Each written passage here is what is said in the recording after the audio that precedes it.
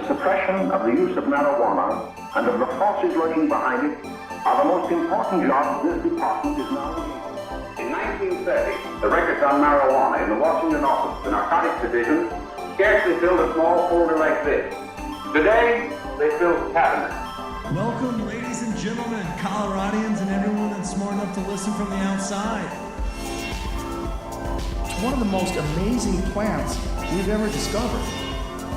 The pot party, the trippers, the grasshoppers, the hip ones, all gathered in secrecy and flying high as a kite.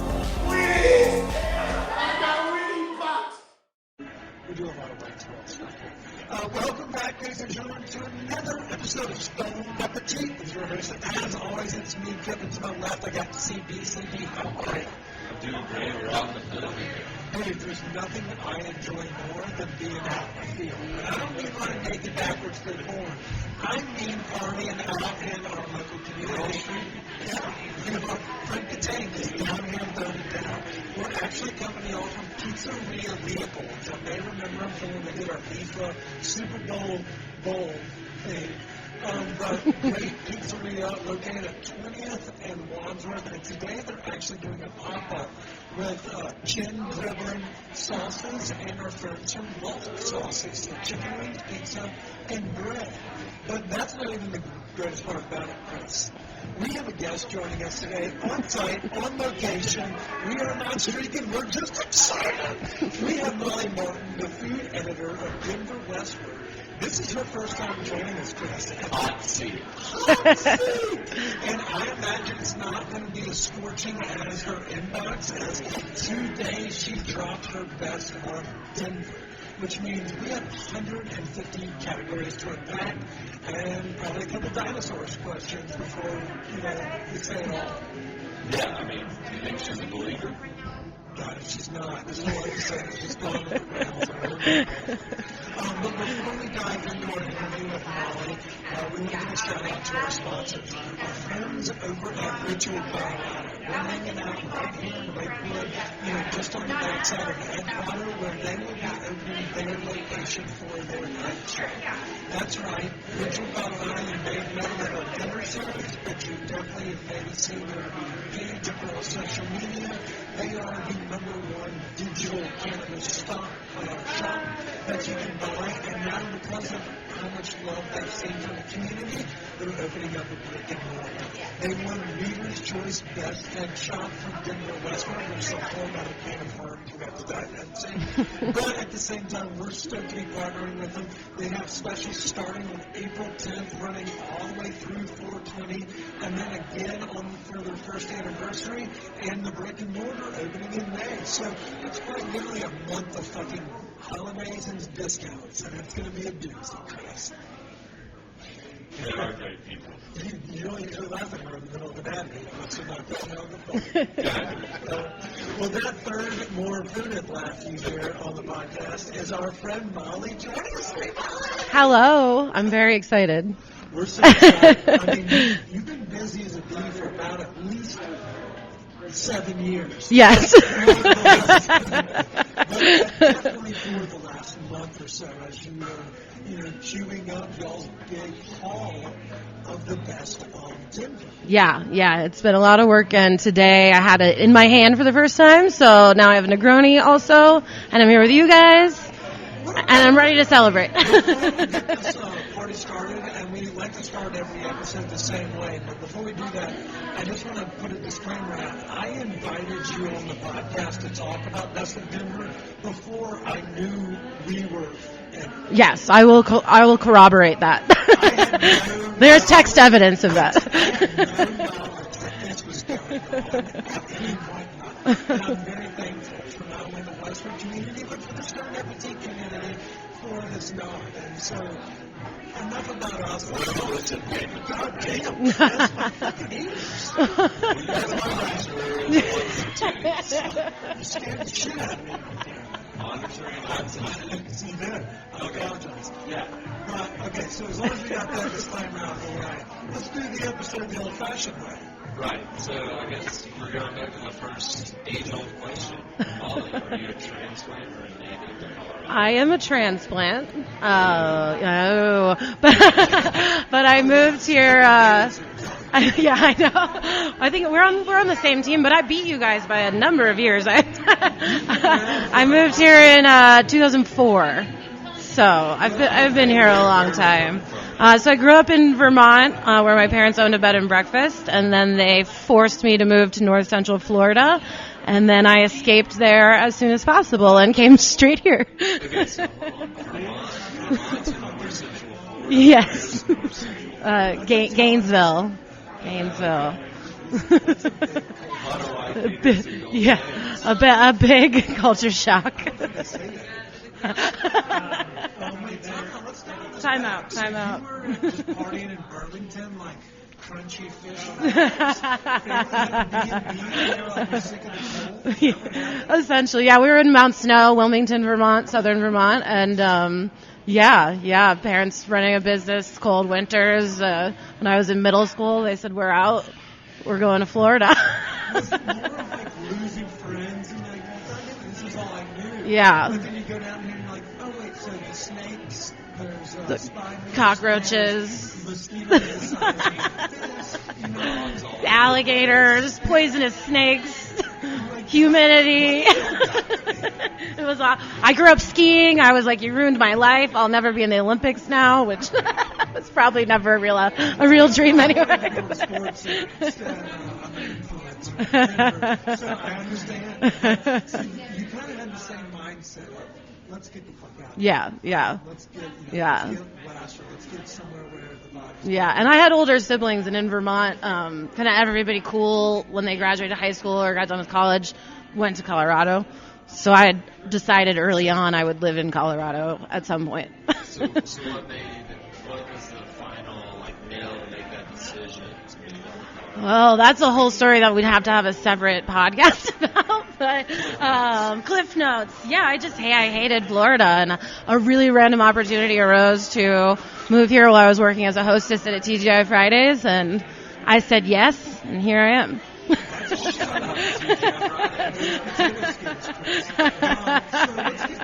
actually a fun segue too, because obviously you have one of the heavier pins in Denver. You, our friend Patty Callum, the family from 303. I think it's Scott over there on occasion, and mix and match.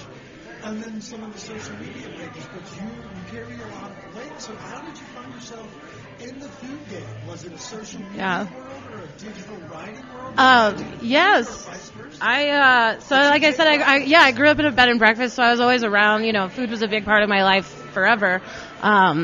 And then when I moved here, I was going to school at Metro, getting a writing degree, English writing degree, and just kind of by way of another student there that I knew who had started doing some wine writing, got into doing food writing originally for 303 magazine, and that led to Thrillist. But I always worked full time on the side. I worked full time doing marketing, did writing on the side, and so 2 years ago in May, I had the opportunity to apply for and thankfully got this gig with Westword, and now I get to do it full time, and it's pretty amazing. But I've been doing food writing for about probably 10 plus years total. Okay, so you kind of started in, obviously, the food industry side, so you have that, and I feel like we often talk about it as people are critiquing restaurants, but have never actually gotten in the food industry. Right. You don't know how fucking difficult it is Right. to work on the line in the kitchen, so you come from that level of understanding. Yeah. Friday night rushes. I feel bad when we're recording in the middle of I know.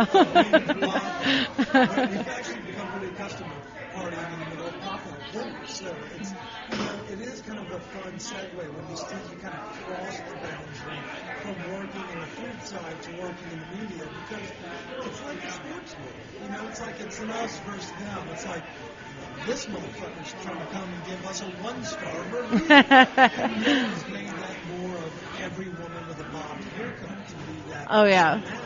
But that's what the one thought was the pen is so mighty that it could bring down the house. And found that it's an easy segue coming from the restaurant side, or anything changed? I mean, I did it so early. I was still, I was in my mid-20s when I started doing food writing, and I had literally my first memories are being in a place where my house was a place where guests were coming. I was taking orders at breakfast when I was 5 years old, so it's almost like hospitality was second nature to me. Depends on the day. Fried in olive oil is a favorite. Over easy. My boyfriend sitting next to me here makes a great scrambled egg with garlic powder, which I'm getting partial to. Fluffy good ones. Just not overcooked. No brown eggs. No brown. But if I like a hard fry in olive oil on a piece of toast with ricotta.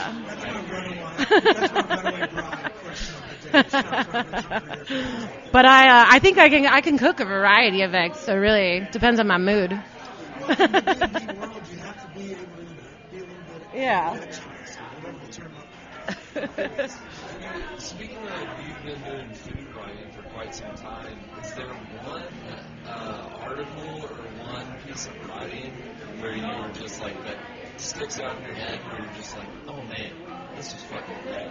Yeah, I killed that one. I mean, one that I think about from last year was I saw news from Kelly Whitaker that his dry storage flowers were getting picked up by a supply company to supply to chefs, and I was like, oh, that's like a cool story. How he's grown this, and now chefs will have more access.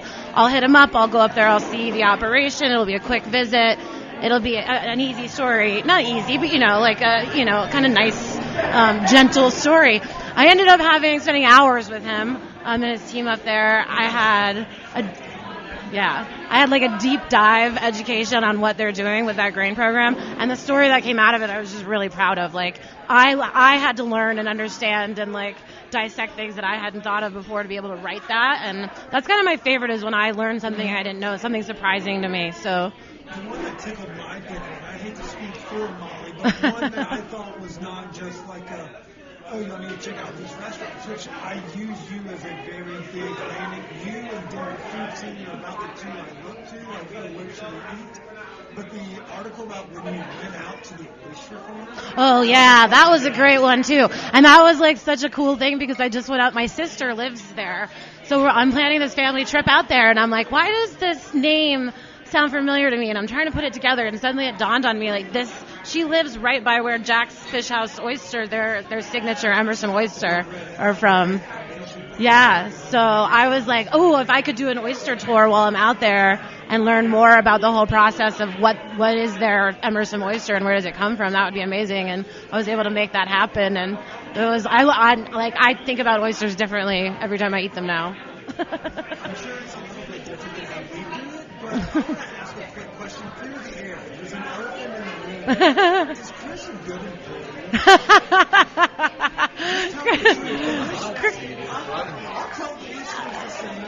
Chris has been super consistent, which is one of the things I love in a freelance writer. Like, you've missed a few here and there, but you always tell me ahead of time. It's never a surprise. And I'm giving him, like, he's on the track for, like, most improved writer. Like, it's just better every time. Journalism is hard. If you've never studied, like, how to write, like, I've written research papers and shit. I haven't written, like, interviews. It's a different game.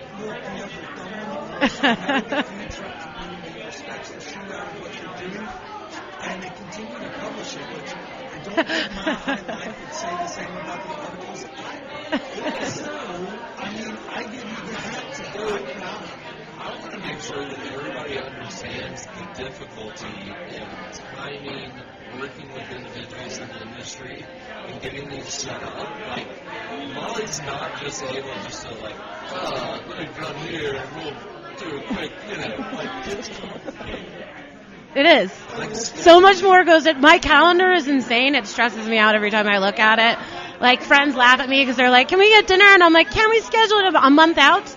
And I'm like, that's just really kind of how it is at this point. Like, and then you have to make room for breaking news or things that come up last minute or... People understand how difficult it is in the hospitality industry because of the hours worked. Yeah. Just what's going on. You're putting out fires every day. Yeah. So trying to coordinate with people behind the scenes yeah. is one of the most difficult fucking yeah. tasks. And you're doing one a week typically. We're putting out total 16 at least stories a week on the food vertical. I'm typically writing at least half of those. So we put all that together, it's definitely more than a full-time job. I couldn't agree more. I'm very appreciative for the hard work you do so that I don't have to do it. Yeah, let's pause it. All right, we're back from a quick round of chicken wings. So I want to segue from the conversation we had. You wear the hat of many. You bring in ringers like this and others that have their thumb on the pulse. But that's literally your job, is to have the thumb on the pulse. And as of today, shout out to me. So I wanted you to come on and talk about the best bartender. It's 200 and some odd different categories, ranging everything from arts and architecture to food shit to everything beyond family friendly to food, cannabis, potential psilocybin in the future. So really do encompass everything, but you have to be kind of spearheading half of that with the food. Yeah. Culture. Yeah, food. So I think this year we landed, and the issue is always different every year. And Westword's been doing this since 1984. Next year will be our 40th Best of Denver.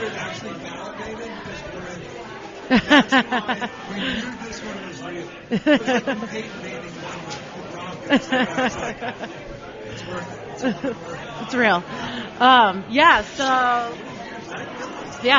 40 years next year. Oh. We got an extra. Okay, we'll drink it. Oh, that's you. Negroni time. Negronis.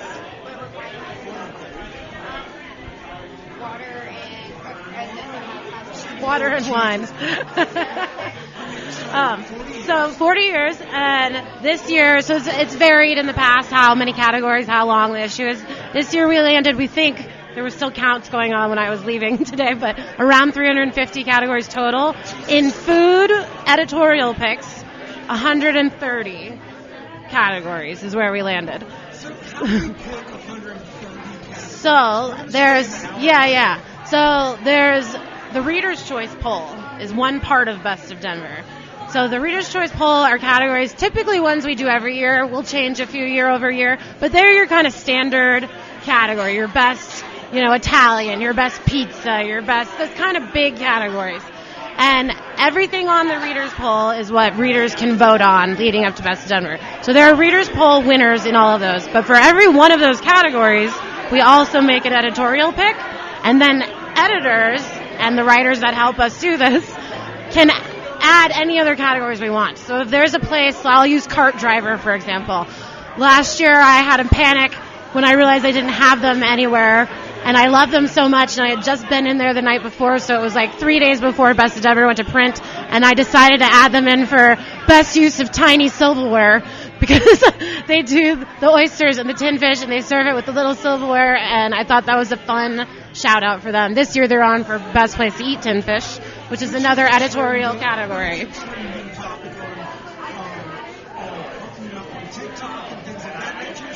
Right, so it's justified. Yeah. Because there are some fucking obscure Yeah. like last year, best wishes. Yes, best wishes for King of Wings. So, I mean, this is our Best of Denver's our way of letting our editors and our writers who work so hard all year long, being experts in their category, to give shout-outs to places we love. And it doesn't have to fall into your typical category. So that's the way we do it. And that's why it's like our special, unique guide to Denver. Because you're not going to find that anywhere else. So is this the busiest time of year for your comment sections and inbox?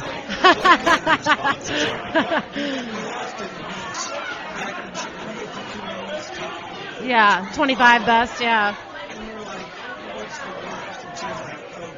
So I would say, so best of Denver is actually a really positive time. You don't get a lot of people being like, you're an idiot, you're wrong. I will say anytime I put out any other list, there's a lot of that. I love to jump in the comments and start a conversation and be like, cool, food is really subjective. What do you like? Give me tips. Because I really keep running spreadsheets all year long for every one of these lists we're doing, including Best of Denver. Because I can't be everywhere, right? I can't know everything. I love reader recommendations. I want them. So instead of calling me an idiot, send me your tips. Yeah.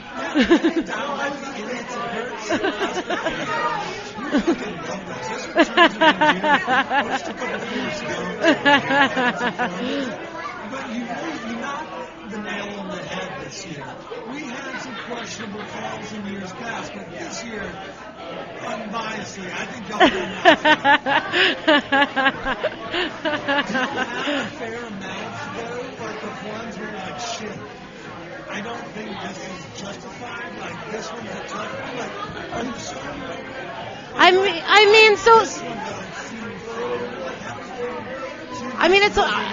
It's all me making the final decision. So it's just it's just me. But the readers poll winners are all vote, right? But I don't see those. Like, I literally saw the readers poll winners today for the first time, and I finished writing my section 3 weeks ago. So I had no idea what's going on in voting land. I don't know what's happening over there. I thought, like you mentioned earlier, like they have a say in it. Yeah. Well, the editorial team does, yes, but reader vote, I have no idea. Yeah. What are some of your favorite things that you research when you're doing this? This one tickles my pickle. Yeah, I mean, I'm researching all year long, constantly. Like, I'm never not researching, because you can't get to Best of Denver and be like, oh shit, I don't know where the best pizza is right now. Like, I'm eating pizza all year long to figure it out.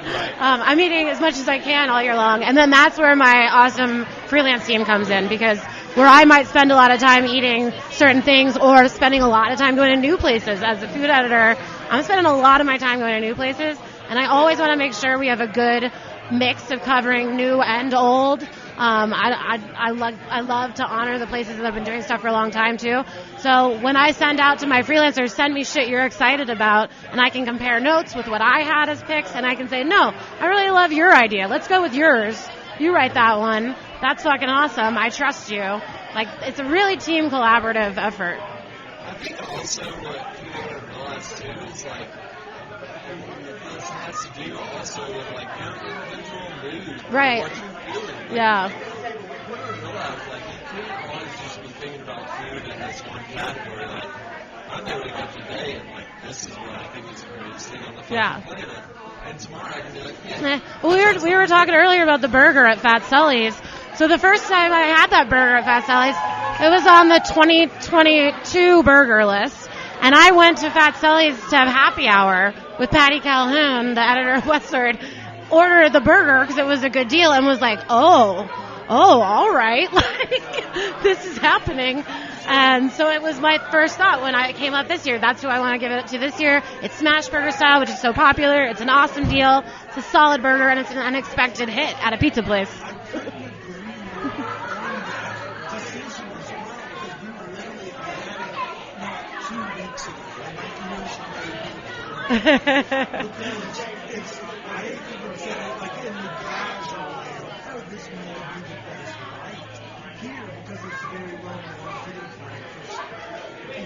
Yeah.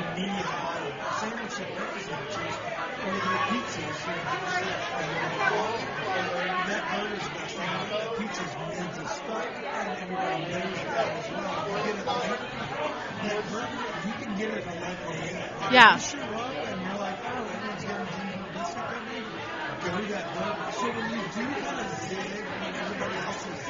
Yeah.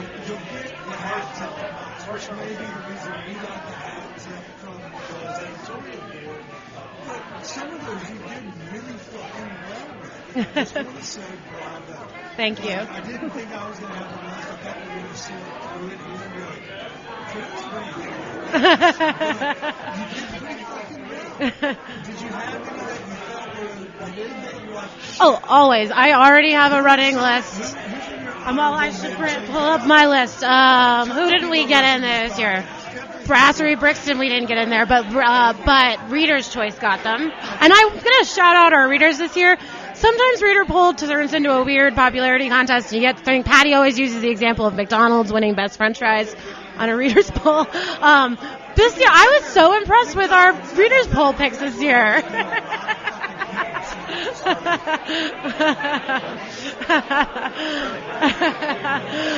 But yeah, we had a lot of crossover between, like, Right Cream was editorial pick and readers pick this year. We had a number of those. So shout out Westword readers for bringing it on their picks this year. But yeah, who else? I mean, Hop Alley, I didn't get in there for anything. They're one of my favorite restaurants. But this is how the pieces fall. Best of Denver is kind of like a giant puzzle. Like, I start with a list of places and sometimes specific dishes and sometimes just ideas that I've kept all year long. Then I pull the categories and I start to place them. And then I start to make up categories. And then I start to remember other places that I love. And it's just a puzzle. It's a huge puzzle. And then you get it done, and then you lose sleep for 2 or 3 weeks while it's fact-checked and copy-edited. And then you finally get it in your hands, and you wake up the next morning and you're like, oh, another one for next year to add to the list. Okay, so you've been a fucking treat, not only because you have to feel landmines and emails all over the world. If you'll go in, I'll give you a regular, not only open and frozen bars, to give you about one top 10 a week, if not just for Christmas meal, whatever you're craving. And that will very similar to what our lunch is. Yeah. If you wake up in the morning, bakery forward, and you're like, oh, I got a fucking croissant, I don't want it. Tommy means that, like mine done in this bread. But if we did ask that question at happy hour, maybe a different beat. So it's all about what you're craving. So I'm sorry for the hate messages that you feel, but you're about to field a couple more questions. All right. Not hate-filled, Shout out to the opening and closing alerts. Like, that by far is the best fucking guide you will find in Denver. All the information you need to know. Every Saturday. Mistakenly, I misread it, and I did read one videos, and I found out that it was Danny's Carnation. Oh, yeah, Danny's Carnation, Danny Reyes. And what an awesome guy he is. Shout out. Everyone go check them out. They're open now.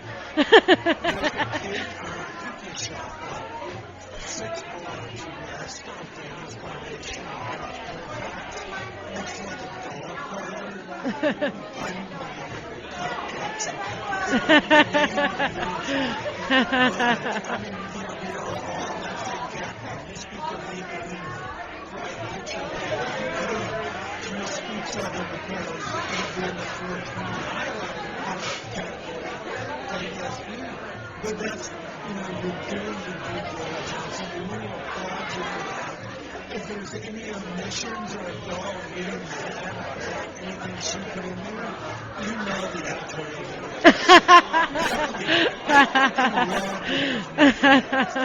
We do. We love feedback. We publish, if you pick up a paper copy of Westword every week, the letters to the editor, we do not shy away from putting in people who are not fans of us. We love it. Elections and 42% of the country thinks that number 45 is bless your hearts, your mentions, and your inbox. Thanks for doing the due diligence and working hard.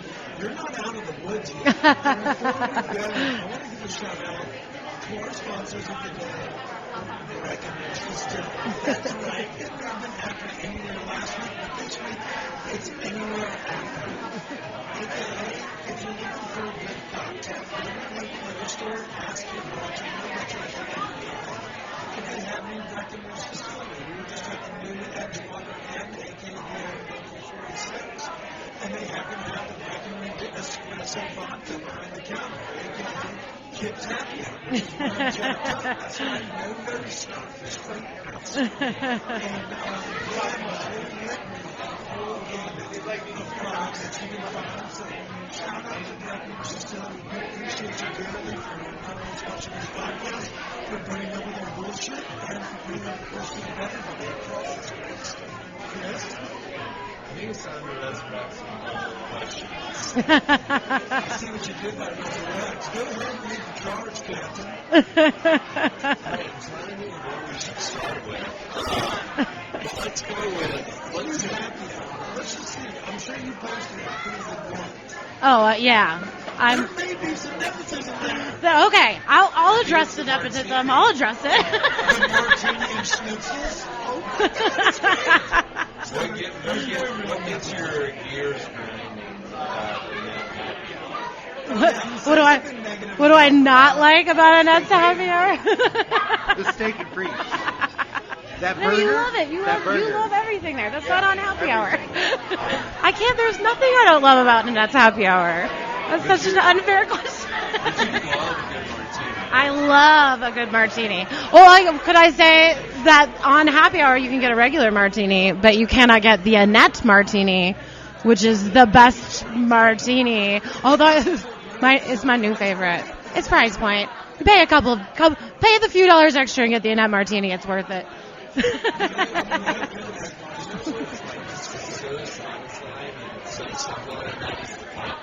Oh yeah.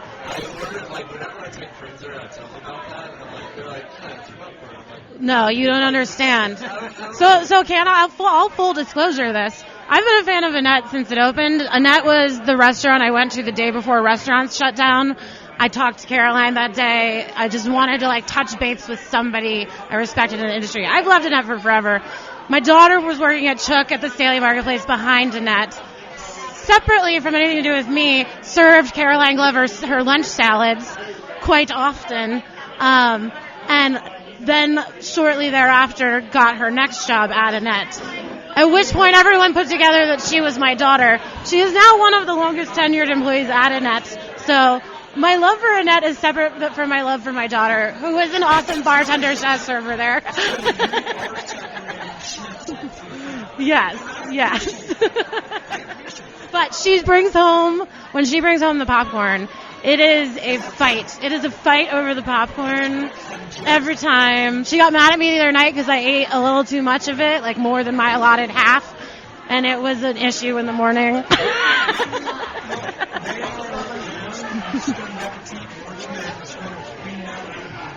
Yeah. We're so excited for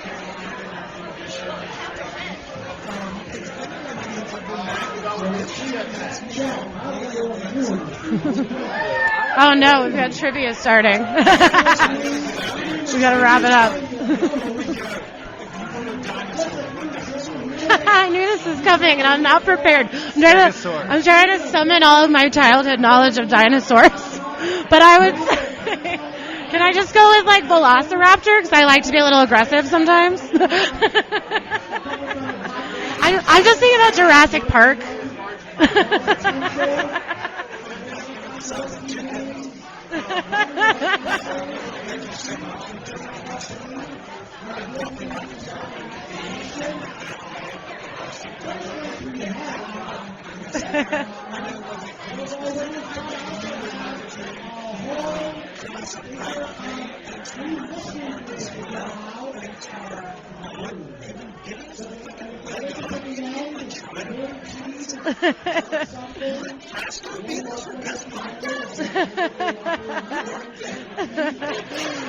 Yeah, we didn't let him get involved in that.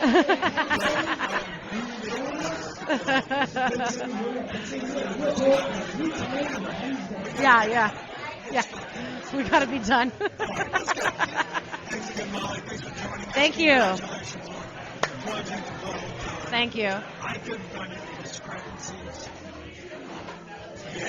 You know how to get me when you want to tell me what I did wrong, and I want to hear it.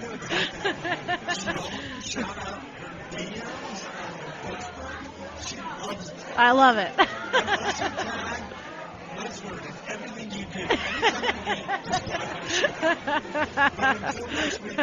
Stay high, stay hungry.